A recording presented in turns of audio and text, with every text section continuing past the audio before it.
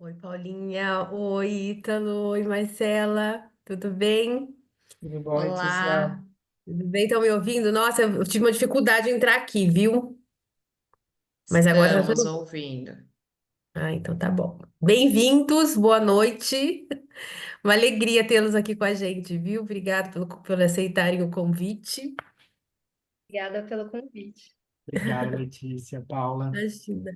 Olá, pessoal, boa noite. Estou aguardando o pessoal entrar. Sejam todos bem-vindos. Mais uma reunião aqui da Comissão de Direito da Moda de Campinas.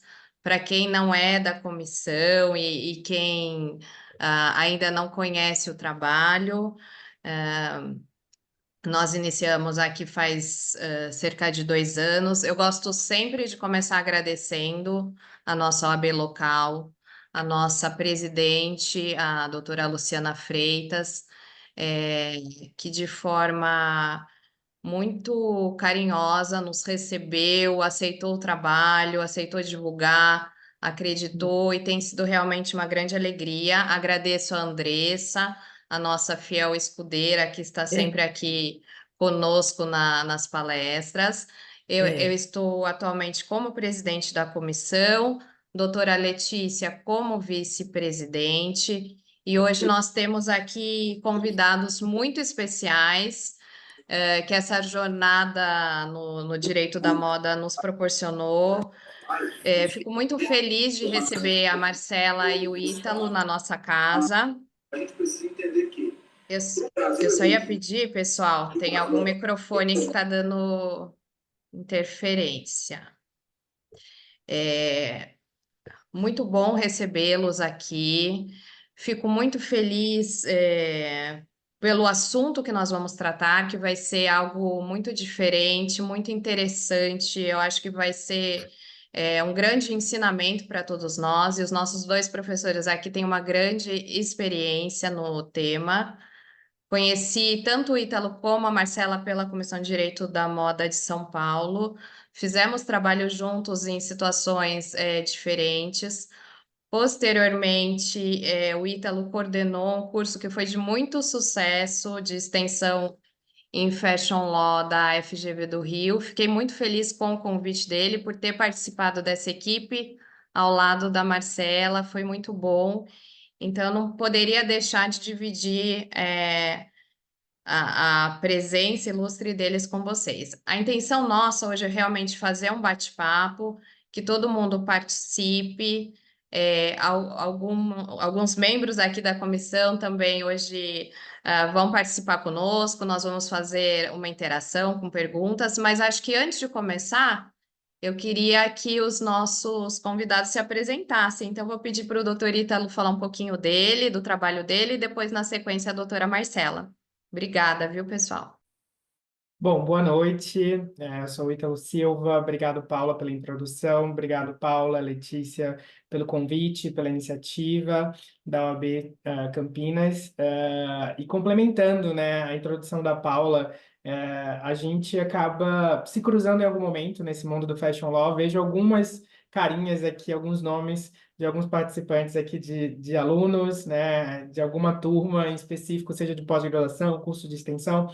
Então, como a gente está nesse, e vocês vão entender aqui no final do nosso bate-papo, né, de comparativos aqui entre dois sistemas, que a gente ainda está caminhando, a gente está introduzindo. Então, todos nós aqui somos responsáveis, em criar, né, criar casos, discussões, iniciativas dentro do Fashion Law no Brasil. Então, é claro que a gente se conhece, né, em algum momento a gente já se conheceu, né? Então, Paula, tive o prazer de dividir a aula com ela, né, dentro do curso da FGV Direito Rio. Dou aula aqui em algumas instituições, na Santa Marcelina, na Damásio, e a Marcela, a gente se conheceu fazendo o LLM de Fashion Law na Mackenzie. Então, são muitas instituições aqui que a gente em algum momento se encontra como aluno, ou como profissional, né, ou como acadêmico. Então, fico muito feliz com esse convite. Minha trajetória aqui, só para explicar um pouquinho, para a gente não ficar falando de currículo, mas enfim, meu LinkedIn está à disposição, mas a minha trajetória inteira da minha vida como advogado foi na área de compliance. Claro que hoje tenho uma área de fashion law no escritório, escritório que eu estou, mas a minha trajetória é muito mais na governança corporativa, compliance, que é o que eu dou mais aula, né? Hoje sou responsável por algumas disciplinas de governança corporativa e compliance no mundo da moda. Então, uni aí esses dois mundos e quando eu falo de compliance, boas práticas de compliance e governança, a gente fala muito sobre internacionalização e é claro que esse tema, né, calhou muito bem, porque eu e a Marcela, a gente se conhecendo ali na Mackenzie, a Marcela, já vou passar para a Marcela, mas ela acabou seguindo um caminho ali que a Itália apareceu no meio, ela já vai explicar. E eu também tenho um histórico junto com a Itália. Eu morei na Itália, trabalhei na Itália dentro de uma organização internacional, especificamente em Roma. Então tenho um pouco dessa trajetória semelhante da Marcela, fora outras coisas pessoais aí que a gente tem em comum. Mas é um prazer estar dividindo esse painel, que a gente quer uma troca aqui muito grande com vocês das perguntas. Espero que vocês gostem. E Marcela, passo para você aí. Bom, primeiro, boa noite para todo mundo. Eu quero agradecer a Paula, a Letícia pelo convite, a OAB Campinas, obrigada. É um prazer enorme estar aqui com vocês e dividir esse painel com o Ítalo, que é um querido, como ele já falou. Aí a gente tem diversas frentes profissionais e pessoais que acabam se cruzando no decorrer dessa caminhada.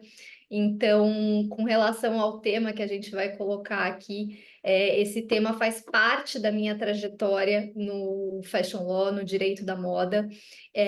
Eu conheci o Ítalo no NLM do Mackenzie, de Fashion Law, e eu fiz a conclusão dele na Itália, no Milano Fashion Institute. Então, todo o desenvolvimento do meu trabalho, ele traça esse linear de conexão do Brasil e Itália. Eu tenho atuação em Fashion Business e Fashion Law pelo Instituto Europeu de Design também, e tive o prazer imenso de poder também dar aulas na FGV Direito Rio aí com a Paula, com a coordenação do Ítalo. Então a gente tem uma jornada aí caminhando desse decorrer aí dessa história. Também não quero me prolongar muito aqui nesse currículo, né? O LinkedIn está à disposição, como o Ítalo colocou aqui. Obrigada. Ai, ótimo, pessoal. Vocês viram que vai ser muito, muito interessante o nosso bate-papo hoje. Queria também apresentar a Renata, a Rayane e a Júlia, que vão aqui participar conosco, membros da nossa comissão, que vão realmente trabalhar aqui na interação com a gente. Muito obrigada, por colaborarem. Eu sei que especialmente para a Júlia, o tema de hoje é muito especial, né?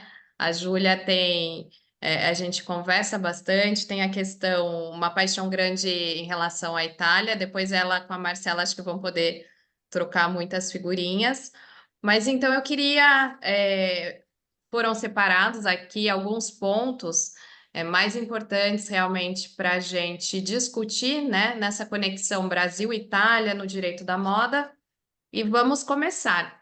Então, o que seria legal a gente começar falando? Quais as principais diferenças entre o sistema jurídico italiano e o brasileiro, especialmente no que tange à proteção de marcas e propriedade intelectual no direito da moda? Bom, vou começar. A gente também está aqui. Marcela, por favor, fica à vontade para me complementar, eu complemento você. Mas eu acho que a base de tudo a gente tem algumas semelhanças, né? Então a gente vem aí de uma origem de direito civil, né? O sistema de direito civil, de civil law, então tem essa grande influência de direito romano na Itália, logicamente, e o Brasil também tem a influência do direito romano, mas também germânico. Então, o que eu posso dizer com base até na história dos dois países, né? É claro que a Itália tem uma tradição mais consolidada de proteção intelectual, né? Com legislação mais forte, com jurisprudência mais rica. A gente vai falar daqui a pouco um pouco da questão das varas especializadas, né? Enquanto que o Brasil é um sistema jurídico mais recente, né? A gente é um país colonizado, né? Então, claro que o país colonizador, com toda a sua história de origem do direito romano, ele vai ter um tempo muito maior, né, de existência, e com isso a evolução desse sistema jurídico é muito maior. Ele está há muito mais tempo aí. Então, o Brasil vem com um sistema um pouco mais recente e está em desenvolvimento nesse aspecto de proteção de marcas e propriedade intelectual, né? Mas, por exemplo, se a gente for comparar em regiões da Itália mesmo, como Milão, como Roma, né, que tem ali uma forte influência de marcas de luxo, você percebe que tem uma movimentação jurisprudencial muito maior, né? Então, tem algumas diferenças, né? Claro, se a gente for colocar abaixo do direito civil, né, as diferenças específicas, a gente percebe que na Itália, né, eles seguem as diretrizes da União Europeia, né? Então, tem ali um sistema que é regido, né, pela parte de registro único por toda a União Europeia. Já o Brasil, né, no tocante à proteção de marcas, tem ali um registro nacional, nacionalizado, né, que é o Instituto Nacional de Propriedade Intelectual, o INPE. A questão de duração de proteção de marcas, por exemplo, a Itália ela tem, igual como o Brasil, 10 anos, né, de duração de proteção, e a parte de renovação, né, que é indefinida, também é igual no Brasil, então essa parte não tem tanta diferença em termos de duração. A questão de proteção de design é um exemplo, né? Na Itália tem a proteção, né, dos designers não registrados por 3 anos e registrados por até 25 anos, e o Brasil, né, tem os designers industriais ali por até 25 anos, né? Então você vê ali uma pequena diferença, né, dos não registrados por 3 anos como algo bem específico da questão da Itália. Eu acho que a gente pode falar daqui a pouco sobre questões de contrafação, que realmente a gente pode fazer um comparativo maior. Eu vou falar um pouco de compliance, que é o que eu faço daqui a pouco, mas realmente, na Itália também tem leis mais específicas, mais rigorosas no quesito à contrafação, né? Enquanto que no Brasil a gente tem tipificação, mas não é tão forte, com conceitos bem definidos como na Itália, por exemplo, né? Trade dress também, né, que tem um reconhecimento muito amplo, e uma proteção muito mais forte na Itália, enquanto que aqui no Brasil a gente está caminhando com uma proteção um pouco mais crescente, né, um pouco limitada. E claro, né, a questão de, se a gente for falar sobre acordos internacionais, é claro, né, a Itália, como membro da União Europeia, se tem ali naturalmente uma conjunção de países com origem, né, de uma moda internacional muito forte. Então, é claro que os acordos e proteções a nível europeu existe um benefício, né, uma proteção muito maior dessas marcas, desses grandes conglomerados que estão presentes na Europa. E já o Brasil, ele acaba tendo que se beneficiar de alguns acordos internacionais, mas que não pertencentes exclusivos ao bloco ali econômico da União Europeia, né? Então, sim, a Itália está um pouco na frente, considerando todo o arcabouço que a União Europeia e todas as marcas que estão ali presentes se beneficiam, né? Eu acho que esse é um paralelo básico aqui, gente, senão a gente vai ficar falando a noite toda do que eu vejo de diferença. Mas, realmente, apesar da mesma origem de direito civil, a gente vê, né, a Itália um pouco mais à frente de uma jurisprudência, uma legislação muito mais forte na proteção, né, de marcas e propriedade intelectual. Muito bem, obrigada, Ítalo. Agora a doutora Letícia vai fazer vai dar sequência às nossas perguntas. Olá, boa noite a todos. Bom, de que forma a cultura empresarial brasileira de buscar advogados apenas quando o problema já está instaurado difere da abordagem italiana mais focada na prevenção e consultoria jurídica contínua, e como isso afeta a proteção das marcas e direitos autorais da moda? Marcelinha. Perfeito. Bom, eu vou introduzir essa questão. A gente nota uma diferença muito grande nessa parte consultiva, vamos dizer assim, do Brasil e da Itália. Isso destoa muito, porque enquanto que aqui no Brasil, infelizmente, principalmente no setor da moda, a gente se depara com empresas que buscam a proteção jurídica, buscam, né, assessoria jurídica somente quando aquele problema ele está instaurado. Na Itália, a gente verifica algo totalmente diferente, né? A questão da assessoria jurídica, ela é muito clara para as marcas no mercado da moda, se não essencial para a criação de uma marca, para o desenvolvimento dela, para a estruturação dela no mercado italiano. Então, aqui a gente está introduzindo justamente essa ideia, a gente vai falar mais para frente disso, mas dessa noção de que é tão importante as marcas se preocuparem desde o início com a questão jurídica e não somente quando o problema existe, porque muitas vezes, quando o problema ele já está ali instaurado na marca e essa marca vai procurar assessoria jurídica, aquele problema, aquele dano, ele pode ser irreparável. E aí, além dos custos financeiros altíssimos, a gente consegue falar no mercado da moda em problemas reputacionais. Então, por conta de tudo isso, essa lógica de se buscar a advocacia, né, a assessoria jurídica antes do problema existir, ela é muito importante e isso afeta, como eu coloquei aqui, diretamente a questão de direitos autorais, de propriedade intelectual no geral, de todas as marcas aí no setor. Então a gente nota essa diferença muito grande, esse passo mais à frente das marcas italianas. É engraçado, né? Complementando que a maioria dos meus clientes do mundo da moda sempre a bomba já está estourando, né, gente? Assim, claro que a gente tenta vender ali um produto especializado de risk assessment, né? Montar um programa de compliance, um programa, né? Uma análise de risco voltada ali com todos os riscos dentro da indústria da moda, né? Questão de ESG. Mas, gente, é muito difícil a gente conseguir vender isso para uma empresa, né, dentro do setor têxtil, por exemplo, que não seja parte de um conglomerado, só a gente sabe o quanto que isso é difícil, né? Então, assim, um cliente meu recentemente, e essa questão cultural que a Marcela está falando, a gente sim, né, tem essa questão cultural muito diferente entre Itália e Brasil, e dentro do Brasil a gente ainda tem uma diferença cultural muito grande dentro do estado continental, né, do país continental que é o nosso. Eu sou de Belém do Pará, mas me vivo aqui em São Paulo. Eu dialogo com uma indústria têxtil do Nordeste calçadista que é fortíssima, né? Que movimenta a economia naquele setor. Mas para eu vender um serviço advocatício ali é muito diferente, né? Do que eu vender para cá, para São Paulo. Uma indústria têxtil de São Paulo com uma indústria do Nordeste é diferente, né? A linguagem é diferente. E essa questão eu me movimento por problemas, eu só aciono advogados por problema, acaba sendo natural aqui no nosso direito da moda no Brasil, né? Então eu vejo que a Itália, novamente, por estar, né, muito mais tempo à frente com empresas e marcas centenárias, né? Até o design, o pequeno design ali que está com uma ideia inicial, né, está começando a fazer, né, a aumentar suas vendas, né? Ele consegue imaginar que ele precisa de um investimento, né, de prevenção ali, né, de proteção jurídica. Aqui no Brasil a gente tem que fazer isso aqui, né, para conseguir vender um preventivo. Não, e eu não sei você, Ítalo, mas assim, essa cultura que eu escuto de que é chique confiar aqui no Brasil é terrível.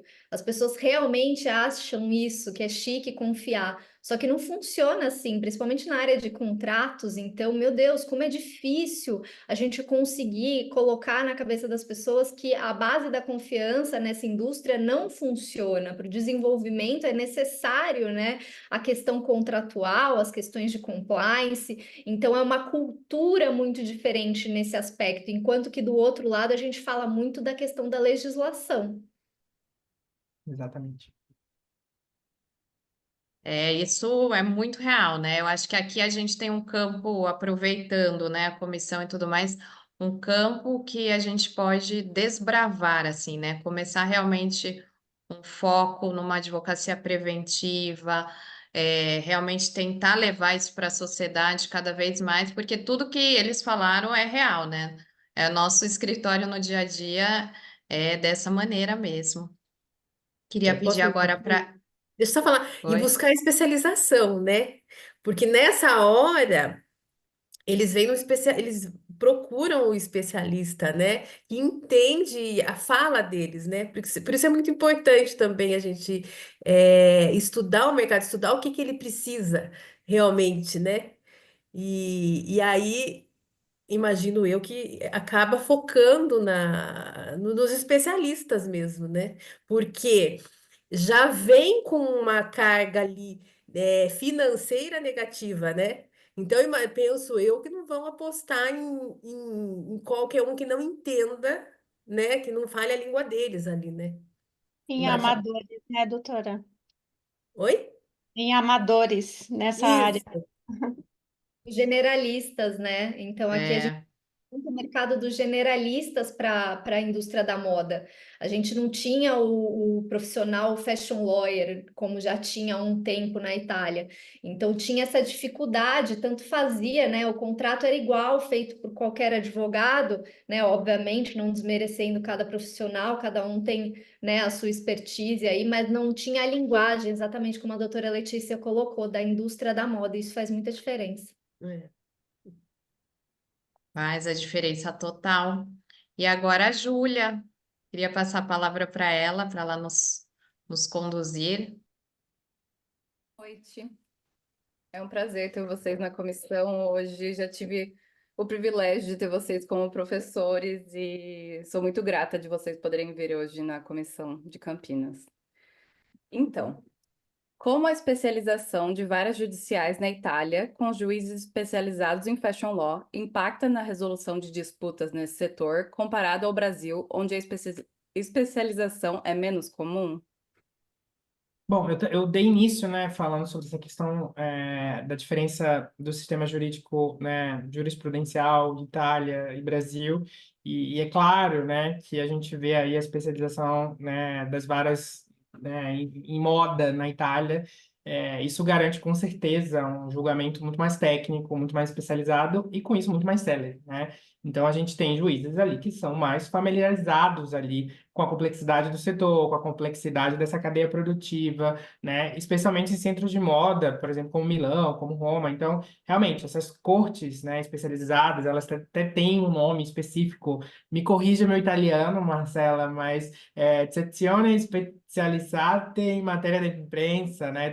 Que seriam as seções especializadas em assuntos empresariais, que seriam as varas que aqui no Brasil hoje acaba entrando em vara de direito empresarial e arbitragem, né? Mas só que essas seções especializadas em assuntos empresariais em Milão, por exemplo, elas são extremamente especializadas em direito da moda, né? Então elas lidam ali com os casos relacionados à disputa, né, de propriedade intelectual, ao contencioso, né, dessas marcas, qualquer disputa desse setor, ela vai para esses juízes que são, né, juízes com especialização, com mestrado, né? Então, assim, a Marcela mesmo fez um summer school, fez um módulo em Milão, né? Mas tem outras escolas também, tem a Luiz Guido em Roma, né? Tem Bocconi, tem várias outras, e aquilo tem há muitos anos.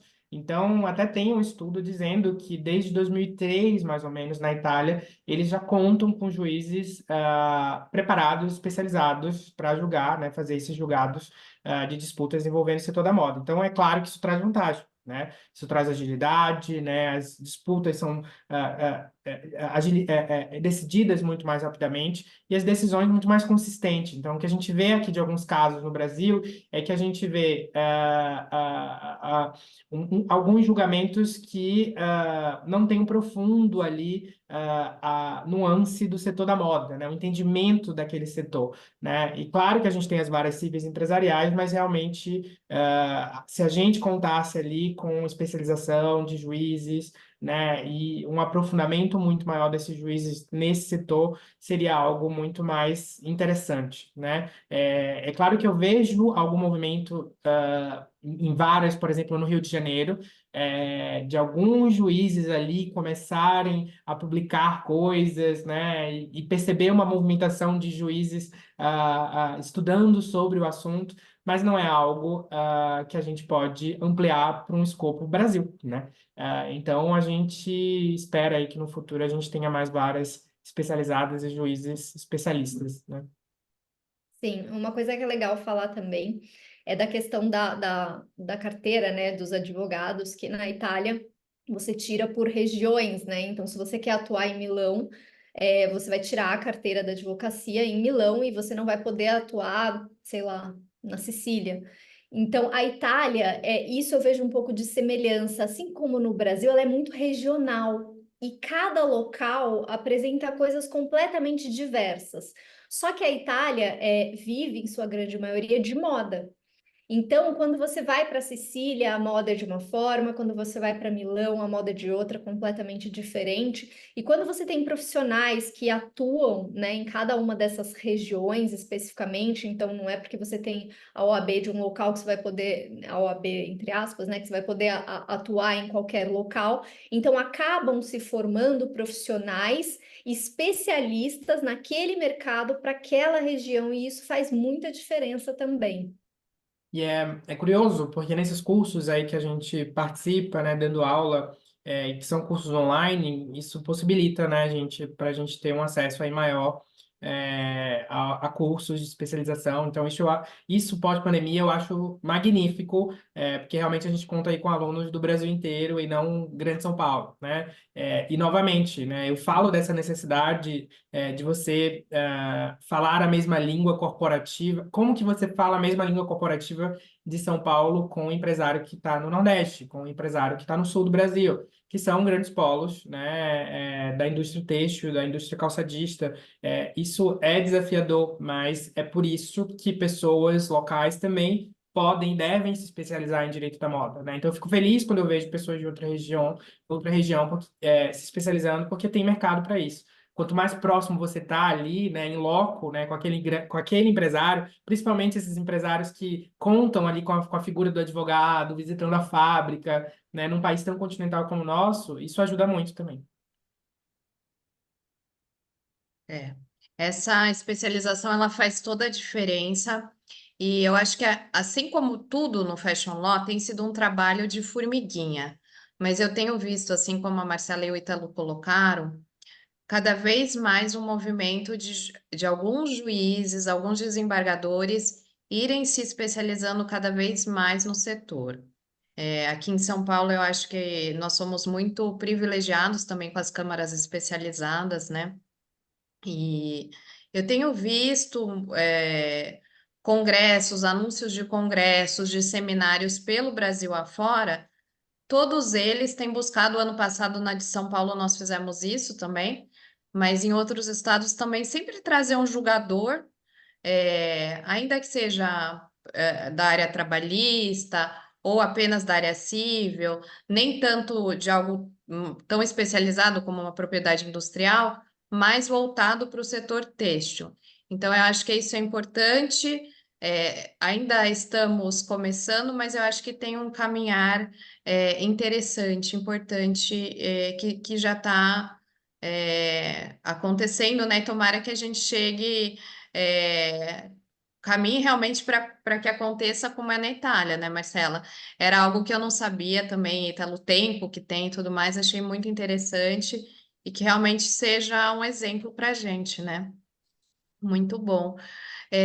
Queria pedir agora para a Renata dar continuidade aqui nas nossas perguntas para os palestrantes, por favor.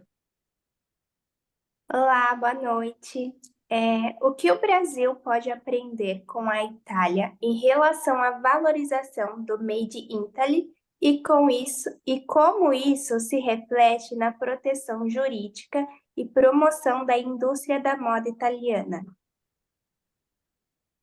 Bom, eu vou pedir licença para falar desse tema, porque o Made in Italy é realmente uma paixão à parte do lado de cá. Assim, acho que a primeira coisa que a gente tem que colocar aqui de uma forma muito, muito resumida, né? O que que é o Made in Italy antes de qualquer coisa. Então, quando a gente fala de Made in Italy, a gente está falando de produtos ou bens que são predominantemente ou inteiramente fabricados, feitos, produzidos na Itália. Com essa questão do Made in Italy, né, ela tem uma abrangência muito grande. Então, quando a gente fala de Made in Italy, a gente fala na Itália dos 4 As. O primeiro que é o abelhamento, que são roupas. O segundo que é o arrendamento, design.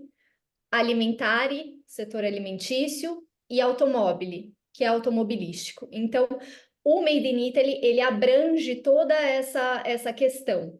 O Made in Italy nada mais é do que uma marca na Itália.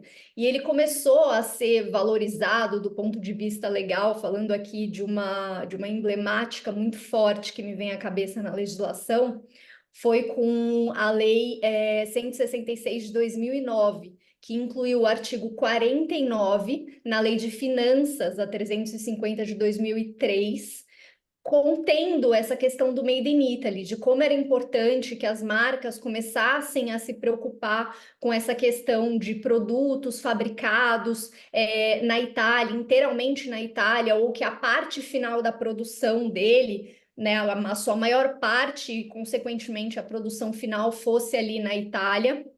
E aí, agora, recentemente, a gente tem a Lei 2006 de 2023, que entrou agora em vigor em janeiro de 2024, tratando sobre o Made in Italy, trazendo algumas alterações bem emblemáticas. Então, a questão do Made in Italy é muito forte na Itália. E ela trabalha com essas questões, além de favorecer, enaltecer a cultura italiana, a produção italiana, seja ela 100% ou predominantemente em um produto, em um bem. Existe a questão muito forte dentro da lei do Made in Italy, da questão de falsificação. Existem penalizações severas para marcas que utilizam de forma falsificada o nome do Made in Italy. Então, a gente consegue trazer isso para o Brasil na questão da elevação da cultura. Então, como a gente tem no Brasil uma cultura muito forte também, por que não a gente não se espelhar nessa questão do Made in Italy, de um país, a gente está falando da Itália, que vive aqui, a gente está entrando no campo da moda, né? Então, eu falei dos 4 As aí do Made in Italy, mas quando a gente se refere à moda, eu tenho uma visão assim muito abrangente de moda, que moda é comunicação.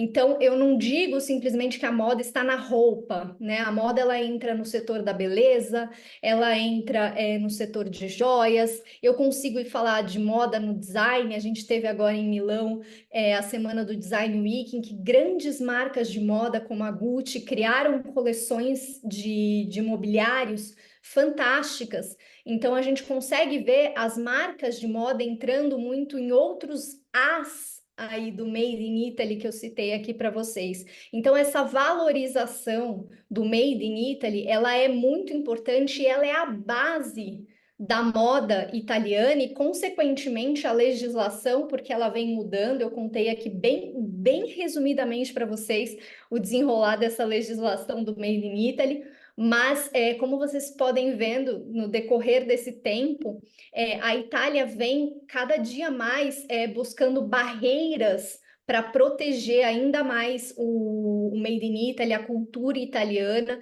e isso é muito, do ponto de vista, eu falo aqui como advogada, do ponto de vista legal, é muito bonito de se ver um país que se preocupa tanto com as suas origens, nesses 4 As, que movem a economia de um país. Então, acho que isso a gente poderia trazer de lição aí com essa história do Made in Italy, da conexão Brasil-Itália.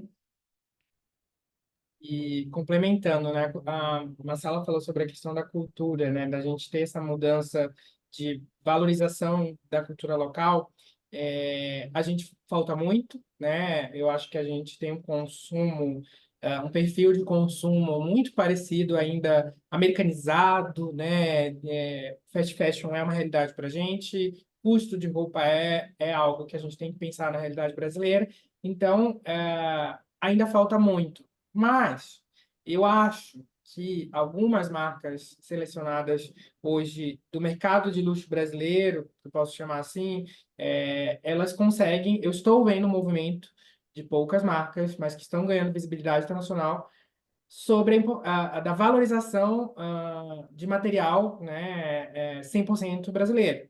Eu posso contar com a Missy, né? Eu posso contar com a 100, né? Que usa seda 100% brasileira. Eu posso contar aí até mesmo com a Mon Depart, agora que é a marca da Sasha, que, né, tá fazendo uma pesquisa super grande com a utilização de cactos do Nordeste brasileiro para fazer a primeira bolsa de cacto deles.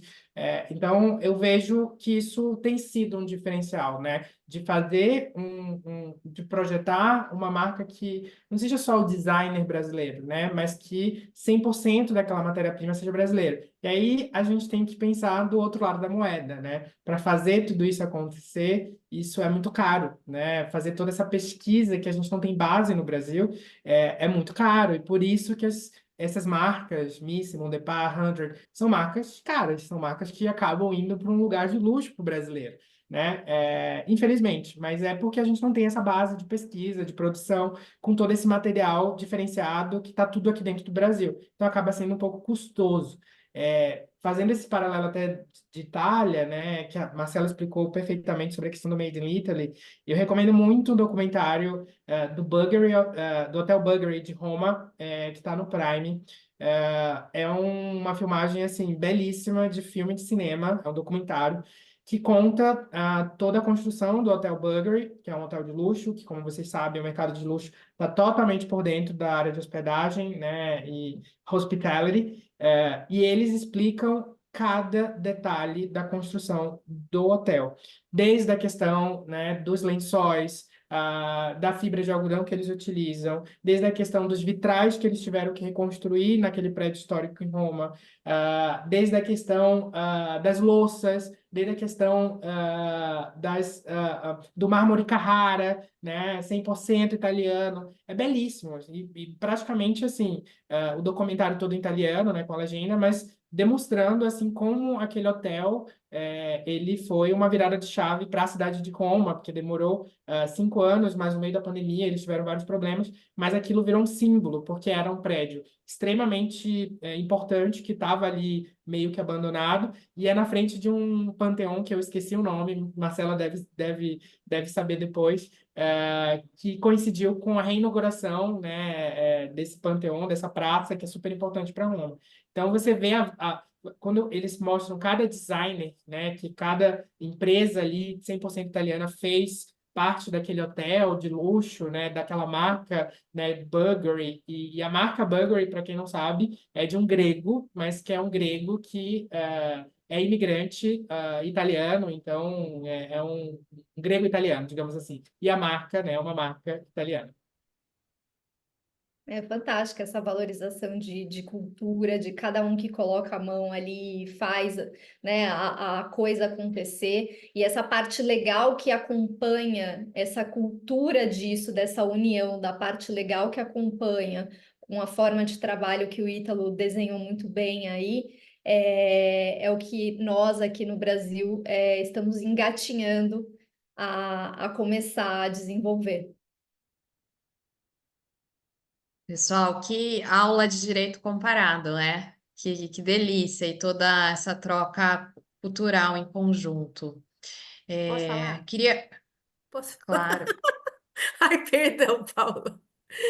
E assim, e essa cultura, né, que aqui, pelo que eu estou estudando, aqui no Brasil a gente consegue fazer todo o caminho, desde da agricultura, a fiação, tecelagem, então a gente tem todos os caminhos, sem precisar importar, né? É um dos poucos países, eu acho, aqui da América do Sul que tem toda a cadeia de produção completa, né? Só falta a cultura, né? Talvez, né? Pronto, pode falar, Paula. Desculpa. pessoal, eu acho que a gente está aprendendo muito, um pouquinho de tudo, assim, né? Todo esse envolvimento. Queria saber de vocês, como que a Itália lida com questões de direito autoral relacionados à moda, especialmente em relação ao uso de imagens de monumentos e obras de arte em campanhas e produtos, e que lições, né? Porque a gente já viu que o Brasil tem muita lição a tirar. Que lições que o Brasil pode tirar disso tudo? Bom, falando aqui um pouco de uma corrente que vem ganhando força aí na Itália, da questão de obras em domínio público, de que elas são protegidas, elas são de uso exclusivo, né, do proprietário. Então, eu vou dar o exemplo, até na verdade, essa corrente, ela ganhou muita força na Itália depois de um caso emblemático com a influencer empresária Chiara Ferragni. Então, quando a Chiara ela foi no Uffizi e ela tirou na galeria do Uffizi em Firenze e ela tirou fotos, ela estava passeando num final de semana qualquer, começou a bater foto, colocar no Instagram, postou no feed do Instagram dela uma foto com atrás dela com aquela imagem do nascimento de Vênus. E aquela foto foi totalmente assim emblemática para essa situação, porque a partir do momento que ela postou aquela foto, uma porção de pessoas começaram a comentar embaixo o que a Chiara tinha a ver com arte, que aquilo, algumas pessoas entenderam que aquilo era uma ofensa à arte, porque influenciador digital e moda não tem absolutamente nada a ver com arte. Outras pessoas acharam legal e tanto faz ela ir lá e postar. Então, houve um questionamento muito grande dessa questão, as pessoas cobrando a Galeria de Uffizi de tomar uma posição de que ela tirou aquela foto para poder ganhar dinheiro, vez que ela sobrevive, né? A maior fonte de renda delas é o Instagram dela, são as redes sociais. A partir do momento que ela tira uma foto com aquilo, ela ganha likes com aquilo, ela ganha visibilidade com aquilo, e ela está ganhando dinheiro com uma obra de arte que não pertence a ela, aquilo causou uma revolta muito grande e as pessoas pediram da galeria uma posição com relação a essa temática. Do outro lado veio a Vogue e fez o sugerimento para a Galeria de Uffizi de fazer uma campanha com a Chiara, fotografando dentro do museu. Então saiu na capa da Vogue, em várias páginas ali na Vogue, o editorial dela dentro do Uffizi, então a galeria autorizando que ela tivesse ali enfim, esse ensaio publicitário. E aí o Uffizi, depois disso, depois dessa publicação desse editorial, ele se posicionou dizendo que ele aceita, né, essa forma com que a Chiara fez isso, porque deu uma visibilidade maior para o museu. Então, mais pessoas foram ao museu, né? Eles conseguiram fazer esse cálculo, enfim, de que mais pessoas foram ao museu depois que ela postou aquela foto. Então, isso chamou a atenção. Então, eles entenderam como que uma parceria, vamos dizer assim, porque ela deu a publicidade para o museu, né? E ao mesmo tempo, eles fizeram aí o editorial, abriram as portas, selando a paz nesse assunto. Então, depois disso, veio essa corrente na Itália muito forte de que o proprietário ele tem direito àquelas obras. Então, quando ocorre algum desfile, quando tem alguma sessão de fotos em determinado local, esse local precisa necessariamente autorizar a divulgação para fins comerciais, para divulgação daquele cenário, daquele monumento, porque a gente está falando, por exemplo, quando a gente fala aí da Itália, a gente está falando que a maioria dos locais aí tem monumentos históricos, né? Então, o Davi de Michelangelo, necessariamente, para tirar uma foto ali, você postar e ganhar dinheiro com isso, necessariamente você precisa ter a autorização da galeria de arte em que está esse monumento, porque senão eles entendem que você está infringindo, né, essa nova corrente, essa questão de direito autoral, porque a Itália tem o patrimônio cultural, a questão da arte muito forte. E assim como eu coloquei aqui a questão do Made in Italy, isso entra também nessa questão, porque é justamente a preocupação de cuidar do patrimônio cultural do país.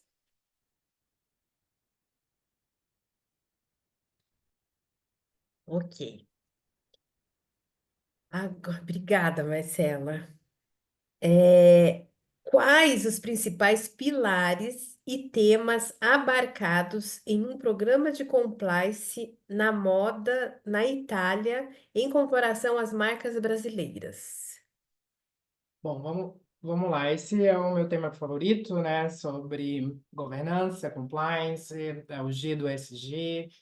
Eu sei que sustentabilidade é um tema muito frequente muito investido pelas marcas, seja nos seus produtos ou nas suas iniciativas, em qualquer empresa hoje, né, no Brasil, no mundo, mas o ESG tem um G ali muito importante antes de se discutir qualquer prática de sustentabilidade, de fato.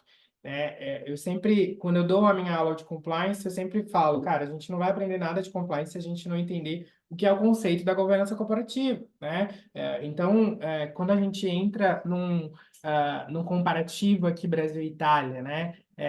Você vê que o Brasil, por exemplo, né? A gente tem o IBGC, né? Que é o Instituto aqui de Boas Práticas de Governança Corporativa. É o único instituto hoje no Brasil que cria, né, normativos ali, não é nem normativos, né? São livros e books, né, de boas práticas de governança corporativa.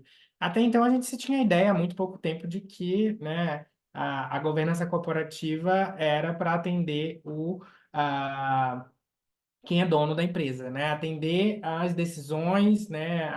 O que é melhor para o dono da empresa. Hoje em dia, a gente sabe que não é mais assim, né? A gente precisa criar esse arcabouço de normativos, né, de políticas, de governança dentro da empresa para atender todas as vontades, opiniões de todos os stakeholders, de todas as partes interessadas dentro daquela marca, né? Então a gente sabe que uma marca, né, qualquer empresa hoje, ela não só precisa atender aos desejos do dono, aos desejos dos investidores, mas ela precisa também respeitar as vontades dos colaboradores, do consumidor, né? Então, você precisa se estruturar nisso, né? E é claro que o programa de compliance, ele vem dentro, após ali o estabelecimento de boas práticas de governança, o compliance é uma delas, né? Esse programa de compliance é um deles. Quando eu falo de programa de compliance no Brasil, eu acho que a gente está um pouco mais à frente, né? Pelo menos um assunto aqui que a gente pode dizer que a gente está um pouco mais à frente se comparado com a Itália, mas é natural. É natural porque a gente vem de um país latino, é natural que a gente passou por poucos bocados aí envolvendo corrupção, escândalos reputacionais, né, de grandes empresas no Brasil. Então, a gente vê uma movimentação, né, muito maior de investimentos nesse preventivo, né, de ter um programa com todos aqueles pilares do programa de compliance, código de conduta, políticas, treinamentos, risk assessment, muito mais intrínseco em qualquer empresário, né? Hoje, qualquer empresa, né, que vai se relacionar com o poder público ou vai participar de um bid privado, ela tem que demonstrar o mínimo ali de condições de ter um programa de compliance. A pergunta no Brasil não é mais se tem um código de conduta. A pergunta é, me demonstre seu programa de compliance. Isso público e privado, tá, gente? Qualquer seara. Então, sim, aprendemos com isso, né, no Brasil, com todo esse histórico do nosso país, de 2013 para frente, né, que é quando a gente tem a lei de corrupção, tem o estabelecimento de programa de compliance, a gente vê que o Brasil dá aulas, né, gente, aí para muitos países. Mas é claro que, se a gente for comparar com a Itália, a gente vê um número reduzido de números de casos de escândalo reputacionais, e uma falta de preocupação aí em ter esse programa de compliance com grandes investimentos. Não vou dizer que ele não existe, tá, gente? Mas se você vai conversar com o europeu hoje sobre programa de compliance, ele vai dizer, um programa anti-lavagem de dinheiro? Eu tenho, né? Não estou só falando de lavagem de dinheiro. Hoje o programa de compliance ele é muito além de lavagem de dinheiro, ele é muito além de antifraude, muito além de corrupção. Ele é um programa comportamental, ele é um programa de prevenção ao assédio moral e sexual, ele é um programa que reforça a diversidade e inclusão. Então, hoje, se eu comparo realidade Europa, realidade Itália com o Brasil, a gente sim está um pouco mais à frente. Porque a gente tem um pouco mais de know-how e medo de que escândalos aconteçam com base na história do nosso país, tá? Mas, dentro desse, eu digo assim, nas minhas aulas aqui, alguns alunos podem confirmar isso, eu tenho feito muito um comparativo sobre grandes marcas, né, europeias, italianas, com marcas brasileiras, né? E o exercício que eu faço em aula hoje, logo depois do intervalo, é fazer, vamos pesquisar? Vamos abrir aqui a internet e pesquisar como é que eu acho um programa de compliance em alguma marca de luxo ou não, alguma marca da moda? Vamos lá. E eu começo com a Europa, né? E eu sempre coloco ali, vamos começar pela Chanel, né? Vamos começar com uma Versace, vamos começar com uma Prada.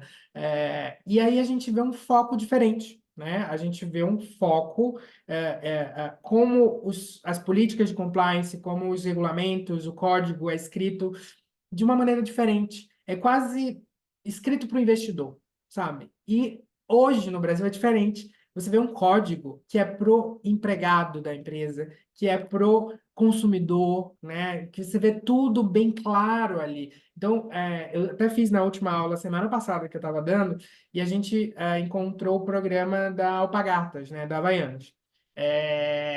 E você lê ali o código de uma maneira tão fácil, né? As políticas de compliance de uma maneira tão fácil, canal de denúncia, tudo bem disponível.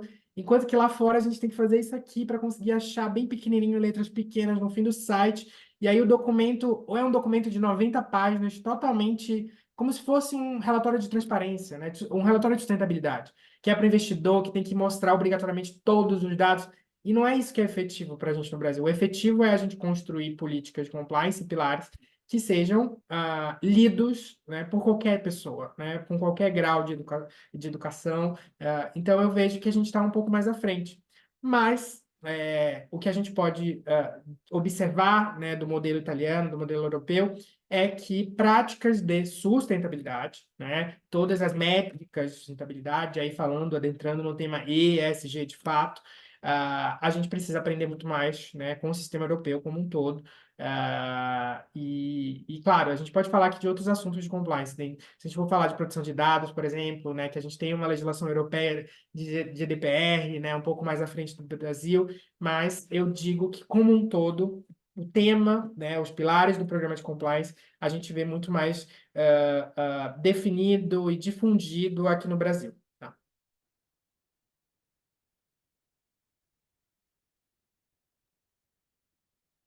Ok. Próxima pergunta.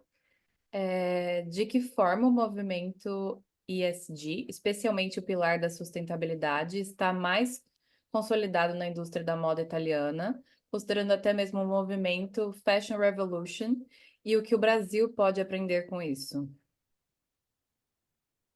Bom, falando aí um pouquinho de ESG e principalmente aí do pilar da sustentabilidade, eu até, inclusive, tenho postado nas minhas redes sociais para quem está acompanhando aí, falando sobre a nova revolução da moda.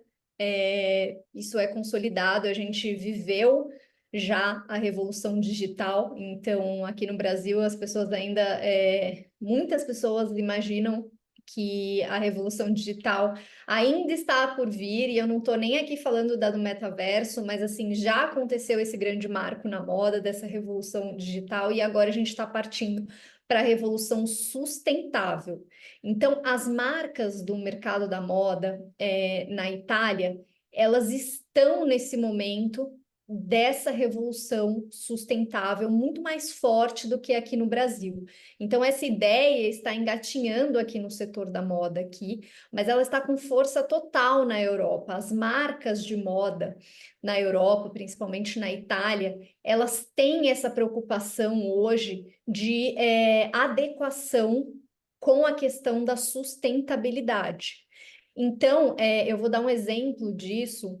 No ano passado, no desfile de Primavera-Verão 2024, o fechamento, eu não sei se vocês acompanharam desse desfile da Milano Fashion Week, ocorreu no Teatro Scala, em que a Câmara Nazionale della Moda Italiana fez a premiação de moda sustentável, e esse foi o fechamento da Semana de Moda. Então, para mostrar, né, enfim, se vocês pegarem para ver, está disponível isso na internet, vocês conseguem ver algumas gravações, algumas bandeiras levantadas pela Donatella Versace, principalmente, muito legais, em que eles enaltecem, né, o fechamento da Semana de Moda, trazendo o grande desafio dessa revolução que se iniciou aí no ano passado e que vem cada vez mais aumentando na Itália e no mundo.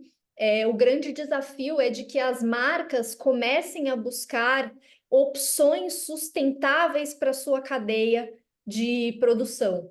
Então, esse é o grande desafio. As marcas estão buscando isso, estão trazendo essas inovações para a indústria, e grandes movimentos como a questão do Fashion Revolution aqui no Brasil e na Itália vem ganhando força. Então são movimentos que estão conectados aí com ideias muito fortes de ESG, principalmente de sustentabilidade, movimentos que vêm ganhando força tanto no Brasil como na Itália, e muitas vezes colaborando entre si para justamente criar essa fonte de pesquisa, justamente que o Ítalo colocou aqui no começo do nosso bate-papo. Então, no Brasil, a gente enfrenta esse problema da questão, enquanto que na Itália é muito mais desenvolvido, que a gente colocou aqui a questão de pesquisa, a questão de buscar isso, de se adequar a esse novo momento da moda. A questão da pesquisa, esses movimentos que vêm ganhando força, como o Fashion Revolution, vem auxiliando marcas no Brasil, por exemplo, a realizar essas pesquisas, trazendo informação, acesso a uma porção de artigos muito válidos, gratuitos, enfim. Então, são coisas que o Brasil ele está começando a se espelhar, pode se espelhar cada vez mais, e um país pode cada vez mais ajudar o outro através de movimentos como esse mencionado aqui. E tudo isso, quando a gente fala de sustentabilidade, eu nem vou entrar muito aqui explicando a sustentabilidade, mas é fato que o mundo precisa dessa questão. Quando a gente fala de moda, a gente está falando necessariamente de um setor que polui grandemente o meio ambiente. Então, não tem como, isso já é fato, não tem como você falar de moda e você não falar de sustentabilidade hoje. Então, as marcas precisam começar a tomar essa consciência aqui no Brasil, que o fato de falar de sustentabilidade não é uma questão de moda, e sim uma questão urgente, faz parte da revolução e do caminho que a moda vai começar a seguir a partir de agora. Então, as marcas que não estão preparadas para essa adequação, a seleção natural vai ocorrer.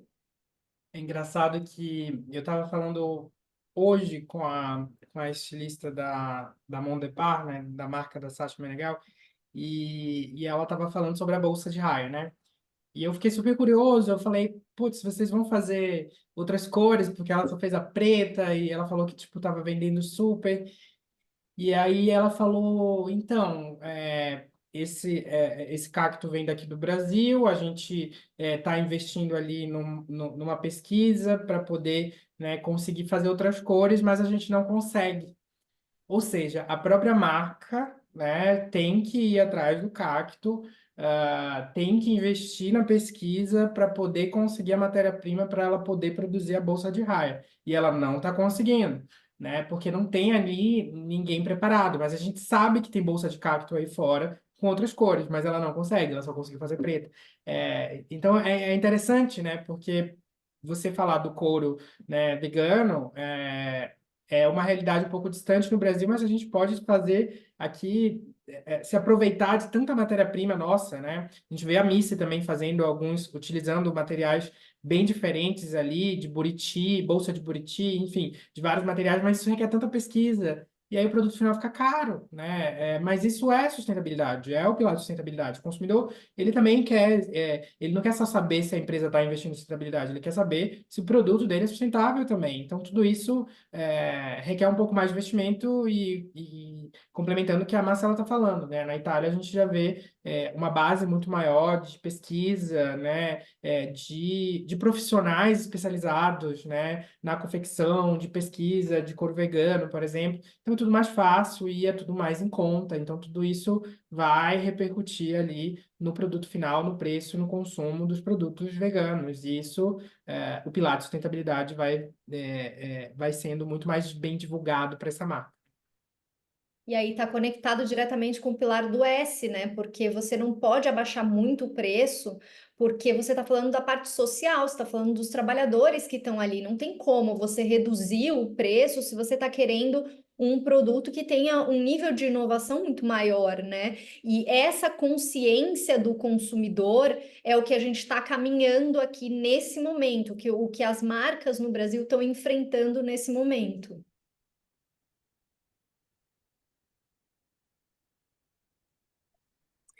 Como o caso da Chiara Ferragni na Itália, envolvendo situações de crise e rebrand, pode ilustrar a importância de estratégias jurídicas proativas para influenciadores e marcas no Brasil. Bom, falando aqui, eu já comecei a falar da Chiara, então vou usar ela de exemplo, vou continuar aqui falando do caso. Não sei se vocês acompanharam o grande declínio da empresa e Ferragni, né, da marca dela. E tudo isso eu vou contar bem resumidamente aqui o caso também, porque, enfim, depois vocês deem uma pesquisada sobre isso. Tudo ocorreu por conta do Pandoro. Eu não sei se vocês sabem o que é o Pandoro, diferente do Panetone. O Pandoro, ele tem origem em Verona e ele é como se fosse um panetone, só que ele é mais amanteigado e ele não tem as frutas cristalizadas, e ele tem aquele formato de estrela.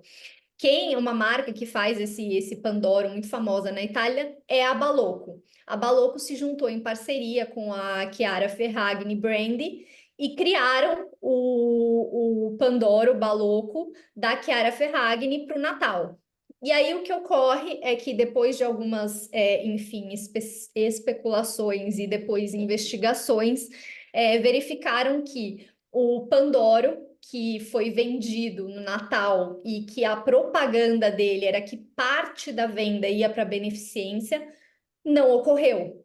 Então, começou uma investigação seríssima aí, tanto na Balocco como na empresa da Chiara, e isso fez com que ocorresse um boicote total da influenciadora nas redes sociais, por conta dessa investigação, por conta dessa acusação de trufa agravada, de fraude agravada, e ela foi às redes sociais e disse que, independente do resultado desse processo, ela iria fazer o depósito da parte da empresa dela para beneficência, independente desse resultado, e que ela iria recorrer. Enfim, todo esse desenrolar da história fez com que a Chiara Ferragni, como influenciadora, perdesse os contratos que ela tinha de licenciamento. Então ela tinha contrato com óticas, contrato com Coca-Cola, uma porção de marcas, todos eles foram cancelados porque nenhuma marca queria que a imagem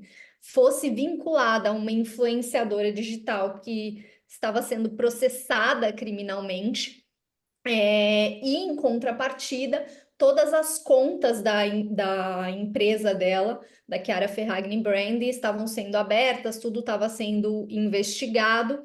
E depois disso, a gente teve a criação aí, a Giorgia Meloni foi ao público, disse para todo mundo que a imagem da Itália não deveria ser vinculada de uma influenciadora desse tipo, né? Ela não, em nenhum momento ela citou o nome da Chiara Ferragni, mas como ela é a influenciadora mais famosa da Itália, deu a entender muito bem a insatisfação aí do governo também com essa conduta, com tudo aí que estava ocorrendo, como algo inadmissível. E aí teve na Itália a criação da LED Ferragni. O que é a LED Ferragni que foi criada?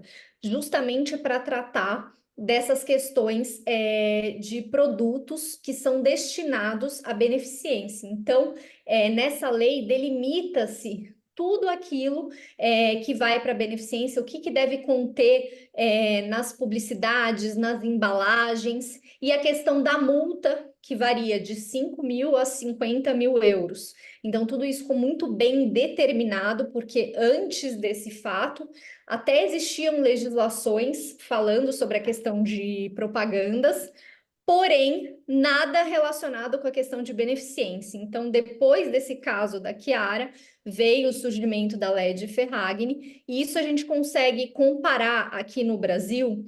A gente não tem absolutamente nada, né, relacionado a influenciador digital no que diz respeito a uma legislação própria que fale sobre isso. Então, a gente tem o CONAR, né, que é meramente administrativo, mas a gente não tem nada que diga a respeito, que dite regras tão específicas e associadas às publicidades, às questões dos influenciadores digitais.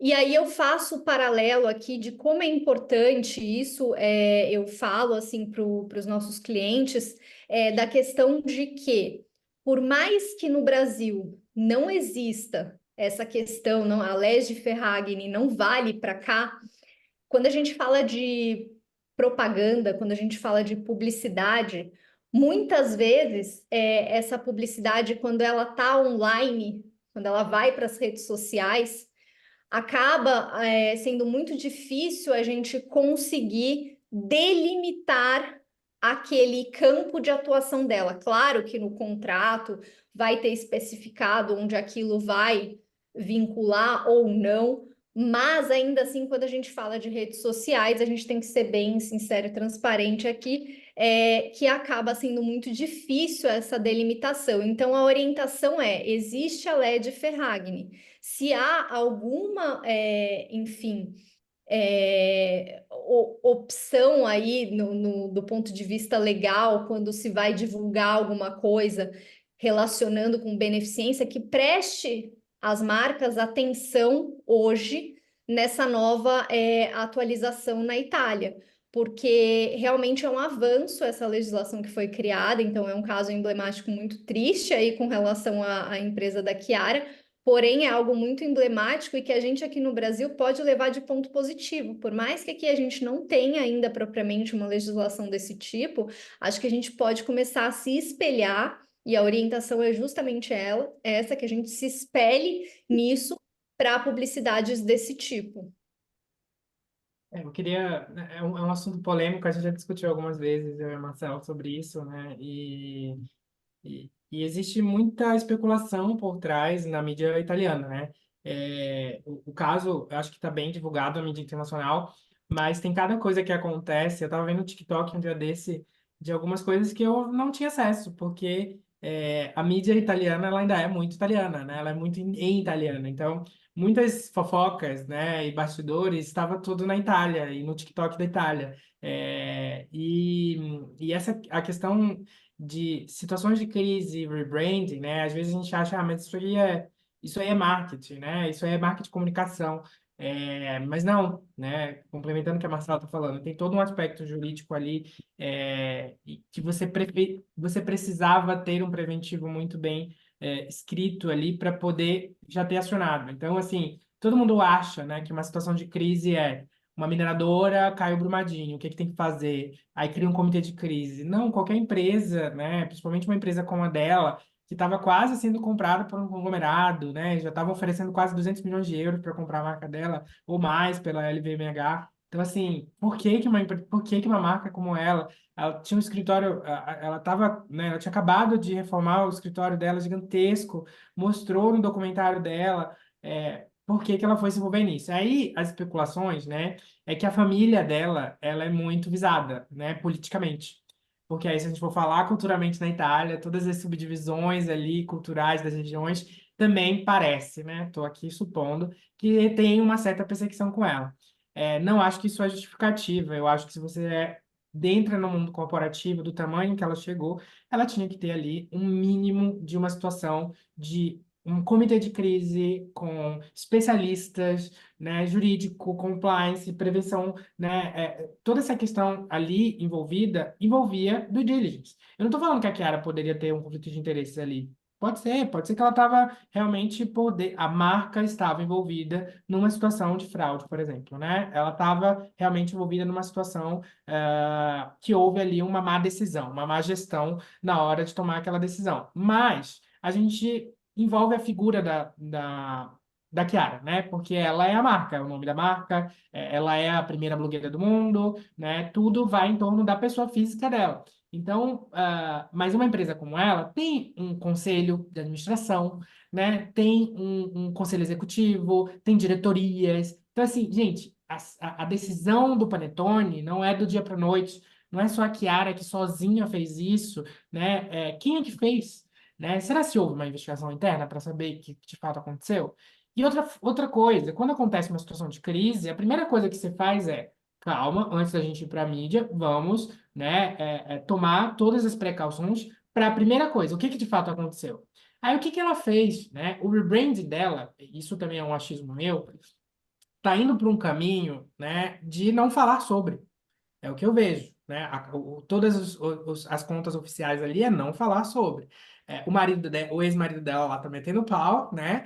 Jogando em direta nos stories, em italiano, e ela em inglês, né? Em todo o perfil e feed dela, não falando sobre. Enquanto que ela poderia ter dado um pronunciamento, né? Que foi feito um comitê independente de investigação, né? Que algo está sendo conduzido. Ela não precisa dizer o que de fato. Ela não precisa expor o relatório que de fato aconteceu, mas no mínimo ter dito, cara, a gente está trabalhando nisso para saber o que de fato aconteceu. A Chiara, né, que é a CEO, né, que não decide nada porque é um board de pessoas que decidem, não tinham conhecimento sobre o assunto, nem isso fizeram, né? Então, assim, essas estratégias de rebranding, gente, de situações de crise, isso é jurídico. Isso é contrato, né? Isso é comitê, regimento interno dentro da empresa, de todas as caixinhas de governança dentro da empresa, para que quando uma situação dessa aconteça, ela já esteja preparada.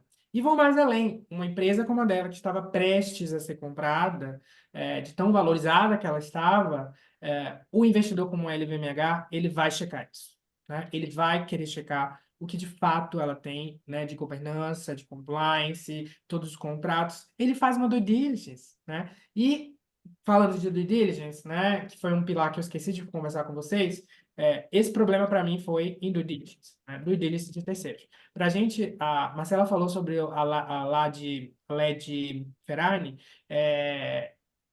Aqui no Brasil, qualquer empresa que faça doação tem que fazer uma due diligence. A due diligence desse contrato de doação tem que ser com base em alguma legislação, né? Ah, eu tenho ali, eu vou doar para a Casa dos Artistas, eu vou doar para a Casa da Mariazinha.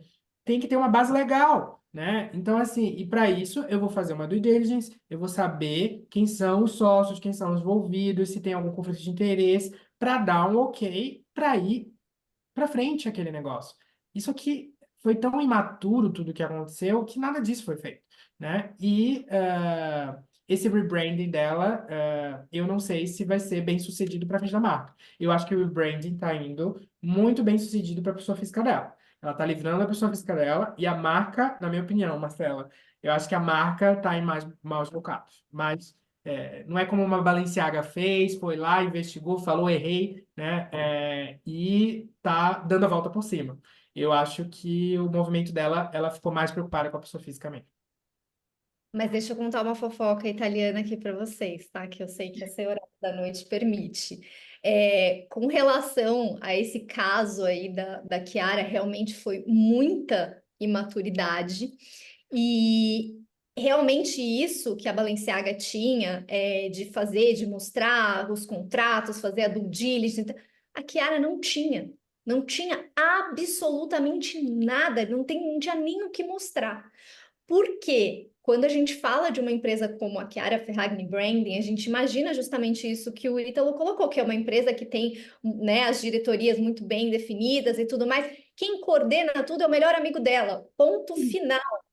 Já vai para a base aí das E ela já empresas. levou o golpe do ex-marido também, né? Do ex-ex, do primeiro. Então, assim, né?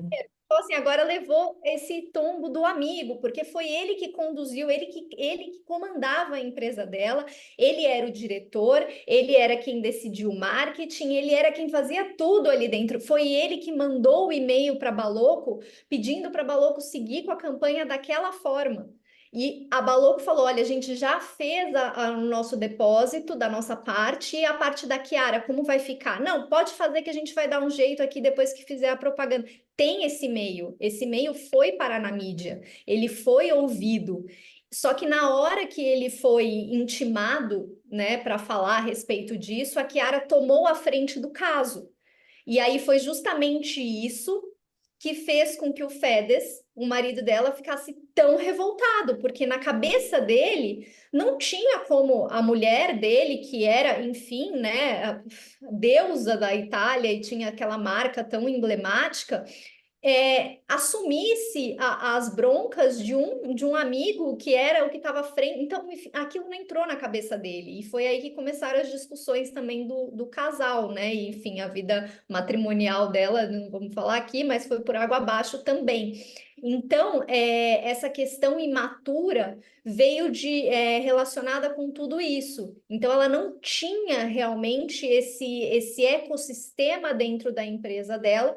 E o erro dela aqui foi ela, como influenciadora digital, ter assumido a empresa dela. Então, o que ela está tentando fazer de rebrand aqui é colocar a imagem dela, porque como ela é a imagem forte, ela colocar a imagem dela como influenciadora na frente da marca e abafar todas as questões da marca, todas as questões que o amigo dela fez, assumir financeiramente o caso do ponto de vista de pessoa como influenciadora. Então, ela assumiu tudo aquilo e a marca dela em Milão, que era a maior loja que ela tinha, fechou agora em agosto. Então, eles aproveitaram o burburinho do Ferragosto, que está todo mundo viajando e ninguém está em Milão, e fecharam a marca aí para dar menos ibope aí para esse caso, né?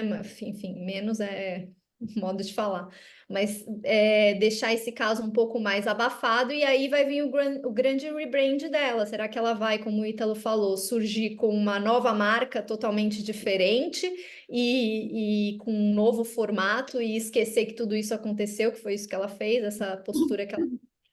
Ou ela vai cair na pilha do Fedez, do ex-marido dela, e assumir a culpa, consertar, colocar as pessoas em cada lugar na empresa, fazer a due diligence, que é isso que a mídia acho que está pedindo, né? Estou preocupado aqui com o horário, Paula. Eu acho que a gente já passou aqui de uma hora, a gente tinha outras coisas, mas a gente se empolga com os hot topics aqui, né? Ah, não, tá ótimo. A Rayane agora, a gente unifica o nosso final. A Rayane vai nos fazer as perguntas aqui, e aí porque com certeza um tema como esse precisava muito ser debatido. Vou passar para a Rayane. Boa noite a todos. Obrigada pela oportunidade de fazer essa pergunta. Doutor Ítalo, eu também sou do Pará, então somos Legal. conterrâneos. Eu também entrei no mundo nesse direito da moda através do compliance e da propriedade intelectual, Gente, super simultaneamente. conexão. Muita conexão. Muito feliz de estar aqui.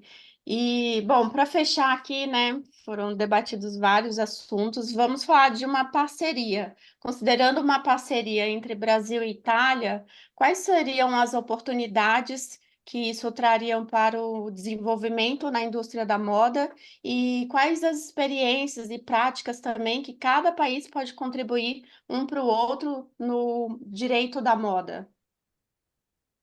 Marcelo, eu acho até que a gente podia fazer aquele bate-bola, né? Do tipo, no resumo da nossa conversa aqui, né? O que que o Brasil sai na frente, o que que o Brasil sai atrás, o que que eu gosto mais na Itália, o que que eu gosto mais no Brasil, o que que os dois se complementam, né? Mas, por favor, Marcelo. Isso, não, vamos fazer isso. Então, acho assim, falando do Brasil, o que a gente poderia levar de lição, essa questão da valorização da cultura, do Made in Italy, acho que o Brasil poderia levar essa lição. A questão da legislação, dessa preocupação com a legislação, considerando que a doutora Letícia tinha colocado aqui, o Brasil, ele produz moda para si mesmo, né? É uma das cadeias produtivas mais complexas que existem. Por que não começar a olhar para o ponto de vista cultural e a legislação acompanhando tudo isso? Acho que o Brasil pode levar isso como uma parceria, né? Como uma lição aí da Itália.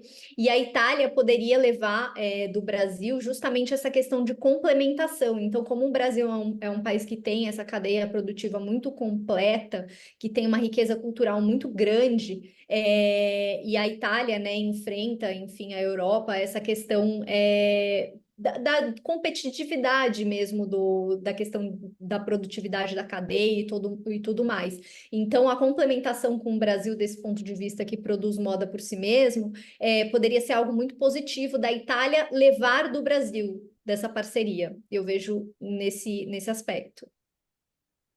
Bom, eu vou complementar aqui, concordo com a Marcela, assino embaixo. Eu acho que a questão do Made in Italy é algo que a gente poderia amplificar isso um pouco no Brasil, já que a gente tem tantas culturas e o Made in Brazil é tão complexo assim, eu acho que poderia a gente dar valor e ter um investimento maior no consumo, na pesquisa da moda nacional. Então, isso para mim é um dos pontos que a gente poderia aproveitar mais.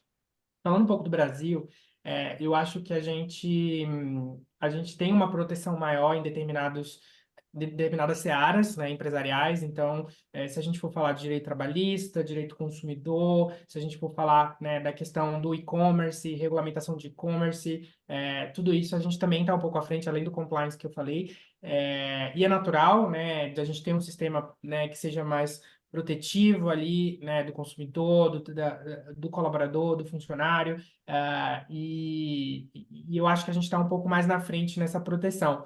Entretanto, né, se a gente for falar de direito trabalhista, prevenção ali a trabalho escravo dentro dessa cadeia produtiva, a gente acaba aprendendo mais com a Itália, com o modelo europeu, em todas as técnicas ali de gerenciamento da cadeia produtiva, de due diligence dessa cadeia produtiva, o que dá uma visibilidade maior sobre as boas práticas de sustentabilidade dessa moda italiana. Então, eu acho que a gente pode se complementar dentro dessas proteções jurídicas e tendências à sustentabilidade como um todo. Falando também de contrafação, né, a questão de produtos falsificados, isso é polêmico.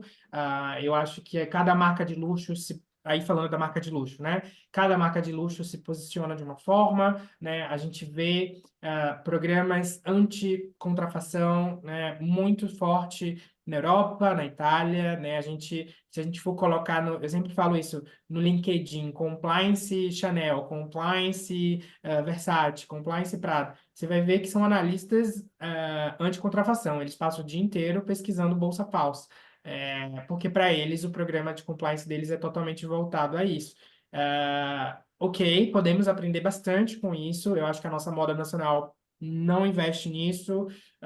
Só quando o problema chega num dano financeiro grande que ela vai querer se preocupar nisso. Então, eu acho que a gente pode se aproveitar, né, dessa cultura, mas eu ainda acho que a nossa realidade é um pouco distante da Europa na questão dos produtos chineses, né? Então, se a gente for falar da realidade daqui de São Paulo, a gente vê, eu estava vendo hoje no TikTok também sobre a valorização dos influencers que estão divulgando coisas falsas, né? Das bolsas, né, de couro exótico que estão vendendo na Paulista, né? Não sei se vocês estão vendo, né? Bolsas de 400 mil reais que estão sendo vendidas a 20 mil reais. Bolsas falsas, Birks da Hermès, que estão sendo vendidas em São Paulo. E aí tem a Maia Massafera que está dizendo que está usando produto verdadeiro e estão dizendo que não é. Eu acho que a gente está vendo esse movimento, né, no Brasil aí de supervalorização de produtos chineses de alta qualidade. Eu acho que a gente precisa repensar sobre esse perfil do consumidor, né? Eu sei que a gente está muito distante, as marcas de luxo estão aumentando o preço cada vez mais, mas a gente tem outros produtos, a gente tem moda nacional para a gente consumir, né? Aí vem de novo a questão do Made in Italy, do Made in Brazil. Por que que eu preciso ir lá na Paulista comprar a bendita Birk falsa chinesa caríssima, né? Se eu posso ter uma bolsa de cactus, se eu posso ter uma bolsa, né, da Missy chiquérrima, a Oprah comprou duas bolsas da Missy quando veio aqui em São Paulo, gente. Será que eu não preciso? Por que que eu vou gastar 20 mil reais numa bolsa falsa se eu posso gastar 3 mil reais numa bolsa 100% nacional? Então, novamente, o Made in Brazil, eu acho que vem aí para influenciar o perfil do consumidor, e eu acho que a gente pode se aproveitar muito dessa tendência aí, que não é só uma tendência jurídica, né? É uma tendência de mercado italiano junto com o Brasil. Sim, que fique a lição aqui que no Brasil a gente acaba querendo, né? Os consumidores estão supervalorizando comprar o status e não o luxo, né? Enquanto que na Itália a gente fala do luxo, do produto, do Made in Italy. Então que fique essa lição da supervalorização aí do que realmente é o luxo, né? De verdade. Obrigada. Pessoal, foi incrível a nossa conversa hoje. Eu acho que Foi muito legal, porque passamos pelas diversas áreas do direito, junto com o direito da moda, junto com a cultura.